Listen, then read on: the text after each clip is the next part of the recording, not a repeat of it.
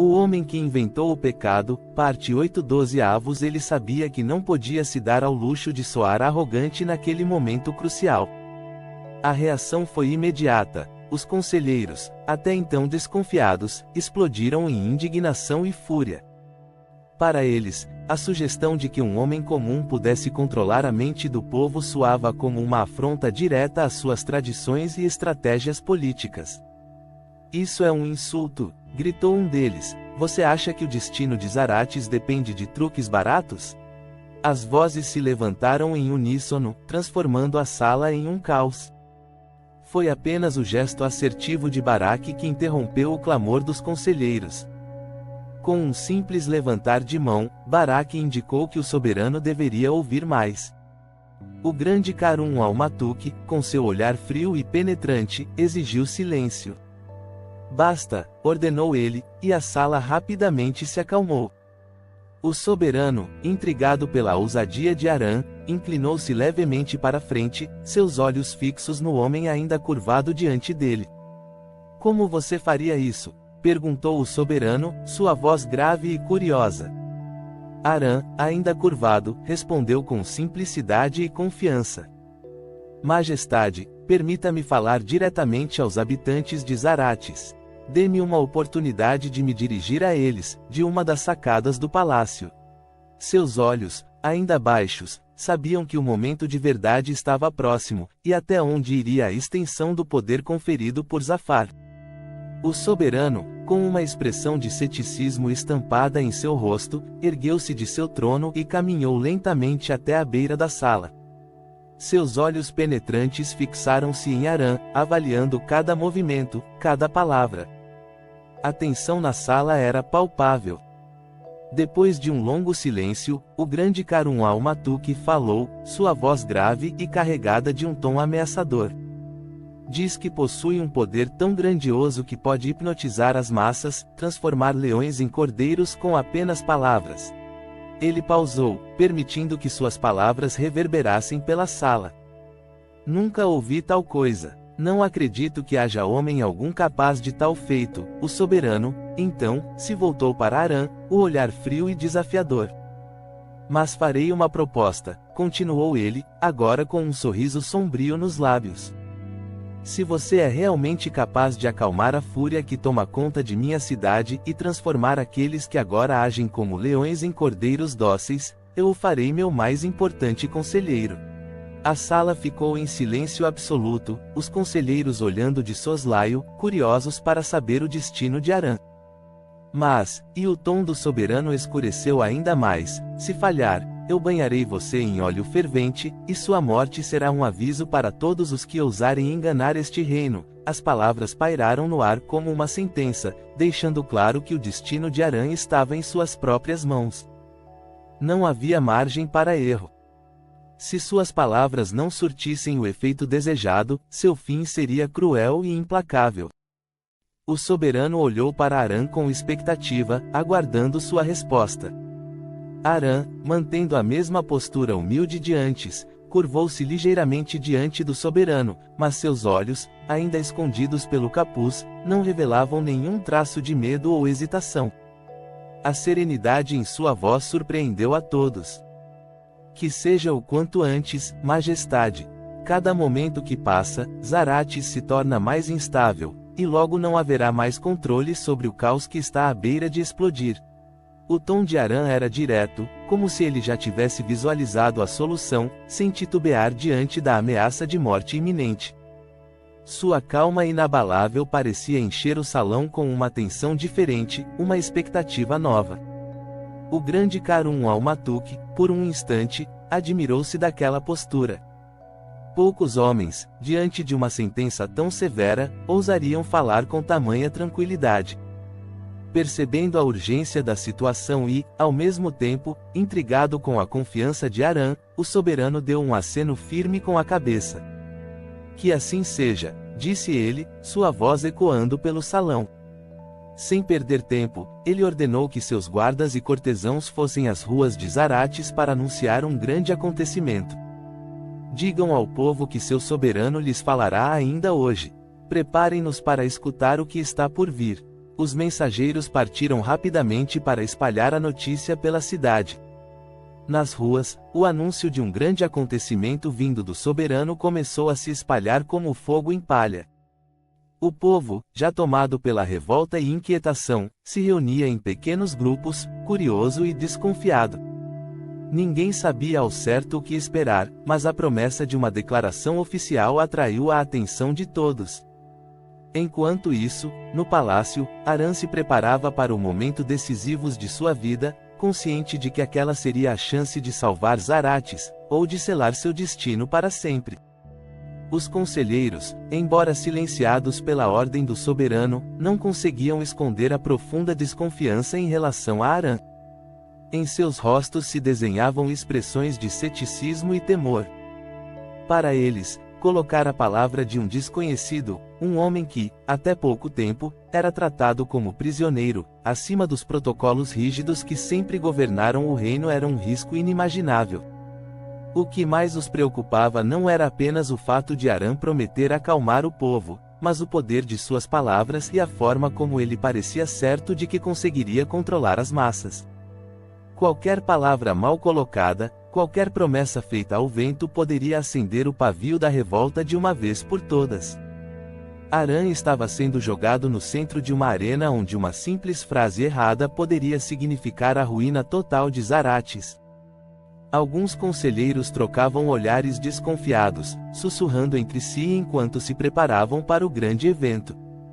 Para eles, permitir que um homem desconhecido falasse ao povo em um momento de tamanha tensão era o equivalente a entregar a Zarates à própria sorte. E se ele incitar o povo a mais revolta? E se, ao invés de acalmar, ele inflamar os ânimos? Murmurava um dos conselheiros. Estamos entregando a ele o destino de toda a cidade, e isso pode nos levar à ruína. O receio de que Aram não apenas falhasse, mas destruísse o que restava da ordem em Zarates, fazia com que os corações dos conselheiros se apertassem.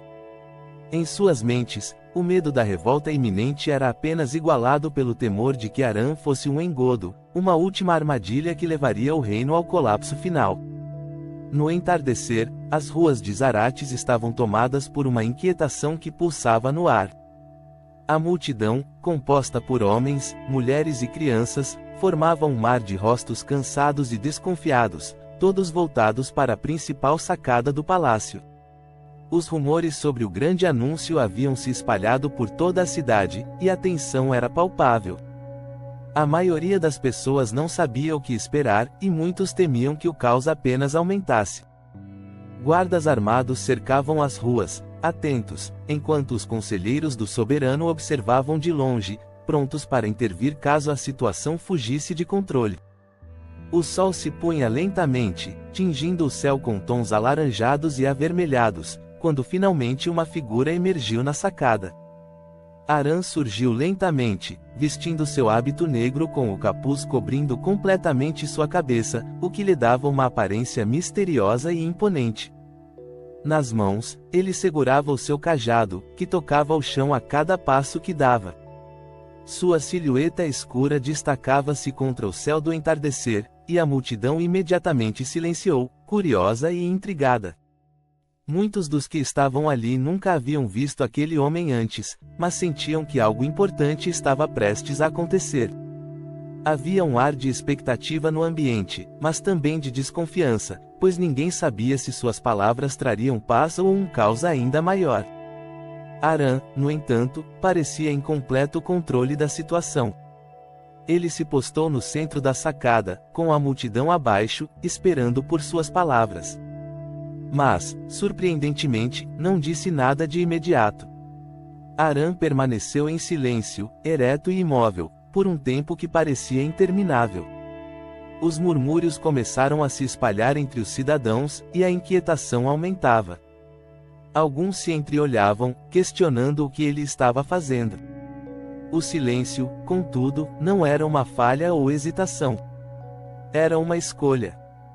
Aram usava o silêncio como sua primeira arma, deixando o povo se confrontar com sua própria impaciência, permitindo que cada segundo de quietude aumentasse a tensão, ao mesmo tempo que capturava a atenção de todos.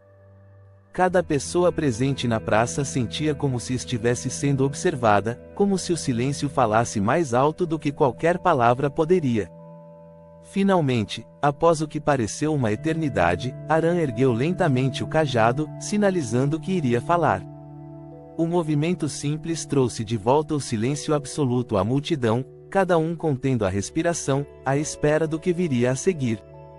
Aram baixou o cajado novamente ao chão, produzindo um som seco que ecoou entre os edifícios e ruas. Quando sua voz finalmente rompeu o ar, ela foi clara e forte, cortando a tensão como uma lâmina. Zarates, ouvi o grito de vocês. Eu também conheço o peso da dor, do medo e da incerteza. Mas estou aqui para trazer algo além da fúria e do caos. Estou aqui para mostrar o motivo de tanto terror e inquietação. As palavras iniciais, proferidas de forma deliberada e controlada, ecoaram na praça, enquanto a multidão, subitamente quieta, aguardava a resposta. Karun al-Matuk, observando a cena da sacada do palácio de seus aposentos, sentiu um frio crescente em seu peito. Embora Aram tivesse sido autorizado a falar, o soberano nunca confiou inteiramente naquele homem de semblante calmo e enigmático. Algo na postura serena e no silêncio prolongado de Aram o incomodava profundamente. Cada segundo que passava, o peso do momento se tornava mais opressivo.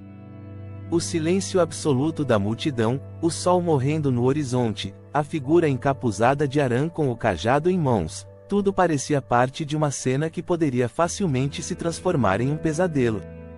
A inquietação de Karun tornou-se nervosismo após as primeiras palavras de Aram em querer revelar o motivo de tanto terror e inquietação. Ele se moveu de maneira brusca e chamou seu comandante da guarda pessoal para perto. Na primeira palavra que esse homem proferir em meu desfavor, disse Karun em um tom baixo e gelado, corte-lhe a cabeça. Sem hesitação, o comandante, um homem robusto e de expressão implacável, assentiu sem questionar. A ordem foi clara, e a execução seria imediata caso Aram ousasse desafiar o soberano. Karun sabia que, em tempos de instabilidade, a lealdade de seu povo não podia ser colocada em dúvida, e qualquer palavra que ameaçasse sua autoridade deveria ser punida de forma exemplar. A guarda pessoal, em alerta total, se posicionou nas sombras, seus olhos fixos em Aram, prontos para agir a qualquer momento. O soberano, com os punhos cerrados e o rosto sombrio, mantinha seus olhos fixos na sacada, esperando por qualquer sinal de traição. Embora tivesse permitido Aram falar, ele não estava disposto a permitir que o destino de Zarates se descontrolasse ainda mais. Para Karun, a paz só podia ser mantida com força, e Aram, com sua promessa de salvar a cidade, ainda representava uma incógnita perigosa. O destino daquele homem estava suspenso por um fio, e uma única palavra poderia decidir se ele seria o herói de Zarates ou seu mártir. E Aram assim iniciou seu discurso: o motivo de tanto terror e inquietação é o pecado. Povo de Zarates, hoje me dirijo a vocês para falar de algo que tem causado grande sofrimento em nossas vidas: o pecado. O pecado, meus irmãos, não é apenas uma falha momentânea ou um desvio trivial, é uma força corruptora que nos afasta do caminho da retidão e destrói a nossa paz. Ele se insinua em nossos corações, obscurece nosso julgamento e nos leva a agir contra aquilo que é justo e ordenado. E, quando permitimos que ele domine nossas vidas, nós nos afastamos daquilo que nos é mais sagrado. O pecado não prejudica apenas a nossa alma, mas nos impede de viver plenamente. Ele nos corrói por dentro, deixando-nos inquietos, insatisfeitos e amargurados. A inveja, o orgulho, a mentira, a desobediência, cada um desses vícios é uma corrente que nos prende à infelicidade. É o pecado que nos impede de dormir em paz, que nos faz desconfiar de nossos amigos, que semeia a discórdia em nossas famílias. Ele nos empurra para o abismo da miséria, transformando a nossa vida em um fardo insuportável. Além disso, o pecado não se limita a nós mesmos, ele destrói os laços que nos unem uns aos outros. A desobediência, a traição, o engano, tudo isso afasta as pessoas e cria um ciclo de dor e ressentimento. Como podemos viver em harmonia se o pecado corrói o respeito, a confiança e o amor que devemos ter uns pelos outros? Como podemos construir uma sociedade justa e próspera se permitimos que o pecado destrua nossos relacionamentos, corrompa nossos corações e faça com que vejamos nossos irmãos como inimigos? O pecado também prejudica a nossa relação com aqueles que foram instituídos para nos guiar e proteger. Ele faz com que desafiemos as autoridades, que questionemos as leis e a ordem estabelecida, que nos rebelemos contra aqueles que foram designados para nos conduzir ao bem comum. E aqui, irmãos, reside o maior dos perigos. Toda afronta ao poder instituído, toda tentativa de subverter a ordem que nos mantém seguros, é um pecado grave, um ataque direto à vontade divina. Porque quem desafia o soberano, quem desobedece às suas leis, desobedece não apenas a um homem, mas ao próprio caminho da justiça. E é precisamente por isso que vivemos em tempos de inquietação. Muitos permitiram que o pecado os cegasse, que a desobediência e o orgulho tomassem conta de suas vidas. Essa é a verdadeira fonte de nossa infelicidade. A desordem que vemos ao nosso redor, o caos que ameaça nossas vidas, tudo isso é o reflexo direto do pecado que deixamos crescer em nossos corações. Enquanto nos rebelarmos contra a autoridade que nos protege, jamais encontraremos a paz que tanto desejamos. Se queremos ser felizes, se queremos viver em paz, devemos nos livrar do pecado. E o único caminho para nos livrarmos do pecado é a obediência cega e inquestionável à vontade do soberano. Pois o soberano é a mão que nos guia, é aquele que foi escolhido para manter a ordem e nos proteger contra a desordem e o caos. Devemos seguir suas ordens sem hesitação, sem questionamento, porque a sua vontade é a única que pode nos conduzir à prosperidade e à paz duradoura. Amar o soberano é nosso dever mais elevado. Assim como um filho ama seu pai e confia em sua sabedoria, devemos amar o soberano e confiar em suas decisões. Ele não nos pede mais do que nossa lealdade e nossa obediência, e em troca nos oferece proteção, sustento e justiça. O amor ao soberano é o único caminho para superar o pecado que nos destrói. Devemos honrá-lo e servi-lo com todo o nosso coração. E saibam também, meus irmãos, que a desobediência não ficará sem consequência. Assim como um pai disciplina seu filho, o soberano, em sua sabedoria, punirá aqueles que se desviarem de seu caminho. Porque a punição não é um ato de crueldade, mas de correção, para que possamos retornar ao caminho certo, para que possamos ser purificados do pecado e aprender a respeitar a ordem que mantém nosso mundo. Por fim, devemos lembrar que tudo o que temos, tudo o que somos, devemos ao soberano. Ele nos dá a terra para cultivarmos, a segurança para dormirmos em paz e as leis que mantêm nossa sociedade justa. Ele tanto nos dá, e tão pouco pede em troca. Devemos nossa lealdade a Ele, porque sem Ele, estaríamos perdidos no caos, entregues ao pecado e à desordem.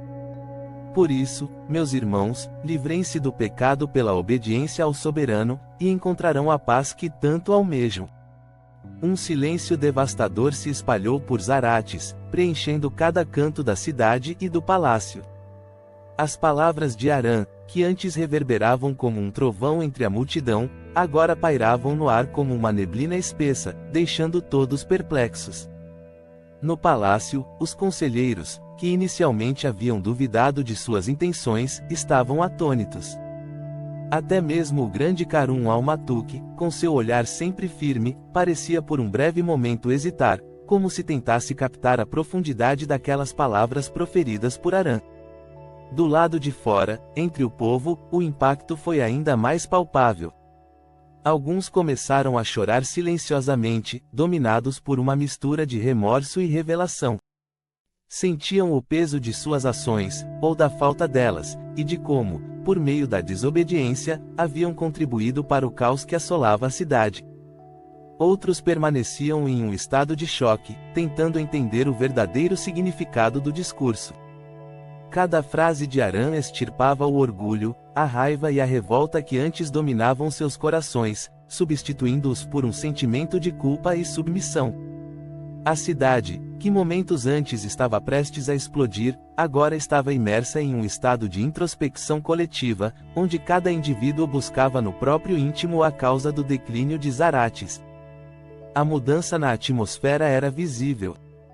O clamor furioso que havia tomado as ruas há pouco fora substituído por um lamento silencioso, uma aceitação dolorosa de que o erro residia dentro de cada um.